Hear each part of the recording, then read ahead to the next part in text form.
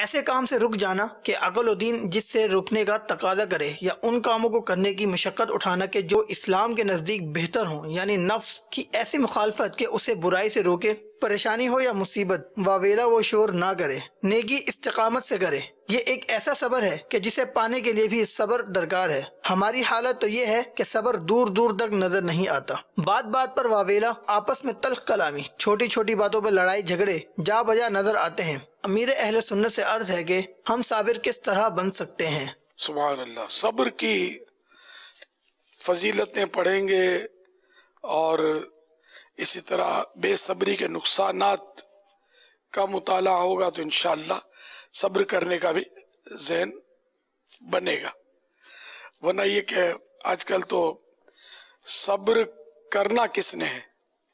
صبر تو شاید کوئی کرتا ہوگا، باقی بولتے سب ہیں، سب سے مراد ہے کئی لوگ بولتے ہیں کہ ہم نے صبر کیا ہوا ہے، لیکن حدیث پاک میں کہ صبر اول صدمے پر ہوتا ہے، بعد میں صبر آ ہی جاتا ہے۔ اب 100 کو بول دیا مجھے یوں ہوتا ہے، میرا یہ نقصان ہو گیا، میرا موبائل چھن گیا، میری جیب کٹ گئی، میرا بچہ بیمار پڑا ہے، میرے والد صاحب بیمار ہیں، تو نوکری خطرے میں، نوکری چھٹ گئی، بے روزگاری ہے، قرضہ ہے، طرح طرح کی پریشانیاں لوگوں سے ہوتی ہیں، اسکوٹر چوری ہو جاتا ہے، چھن جاتا ہے وغیرہ۔ تو بندہ کیا ایک دوسروں کو یہ باتیں بتاتا ضرور ہے، الا ماشاء اللہ کوئی بچے تو بچے۔ تو اب یہ دوسروں کو بلا مصلحت بتانا یہ صبر کے ثواب سے محروم کر دے گا۔ ہاں، پولیس کو جا کر رپورٹ درج کروائی تو یہ ایک مصلحت ہے کہ یہاں ایسا کرنا ہے تاکہ اپنا چوری شدہ مال مل جائے، تو ایسے کوئی مصلحت ہو بتانے کی تو بتانا بے صبری نہیں ہے۔ بلا مصلحت بتانا، ہمارے بلا مصلحت بتاتے ہیں، یار میری چوری ہو، یار میرا جیب کٹ گیا، میرا گیا، اس نے کرنا کیا ہے؟ وہ زیادہ ہمدردی کی نظر سے دیکھے گا آپ کو، اور اگر زیادہ دکھڑے سناؤ گے تو گھڑی دیکھے گا کہ اب کب ٹلے۔ تو اب ایسی پوزیشن ہے کہ ہمدردیاں رہی کہاں ہیں، بہت تھوڑی رہ گئی ہمدردیاں۔ سیدنا امام جعفر صادق علیہ رحمت اللہ الرازق گوشہ نشین ہو گئے تھے، یعنی کہ لوگوں سے میل جل نہیں رکھتے، الگ عبادت کرتے تھے اپنی۔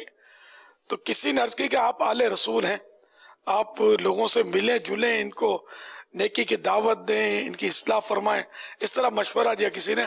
تو آپ نے ایک عربی شعر پڑھا جس کا مفہوم کچھ اس طرح ہے کہ وفا کسی جانے والے انسان کی طرح جا چکی، اب اگرچہ لوگ آپس میں ملتے جلتے اور اچھا انداز دکھاتے ہیں، مگر ان کے دلوں میں بغض و عداوت کے بچھو بھرے ہوتے ہیں۔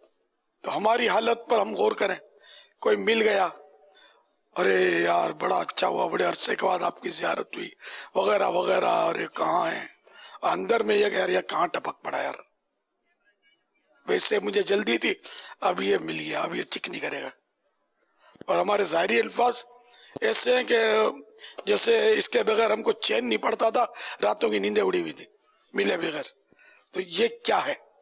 تو ہمارے اس سے بہت سارے معاملات ہیں اس طرح کے کہ جس میں ہم ظاہری طور پر ہمارا انداز کچھ ہوتا ہے، قلبی طور پر کیفیت اور کچھ ہوتی ہے۔ بہرحال یہ کہ اللہ کریم ہم کو صبر عطا فرمائے اور اجر عطا فرمائے اس پر۔ مکی مدنی آقا دو عالم کے داتا صلی اللہ تعالی علیہ وآلہ وسلم کا فرمان جنت نشان ہے۔ اللہ پاک فرماتا ہے، اے آدمی اگر تو اول صدمے کے وقت صبر کرے اور ثواب کا طالب ہو، یعنی ایسا تو ثواب کے لیے کرے، تو تیرے لیے جنت کے سوا میں کسی ثواب پر راضی نہیں۔ اللہ کریم ہم سب کو صبر اور اجر کی سعادتیں بخشے کہ اجر اسی صورت میں کہ اللہ کی رضا مقصود ہو اور ہو واقعی صبر۔ صلو علی الحبیب صلی اللہ تعالی علی محمد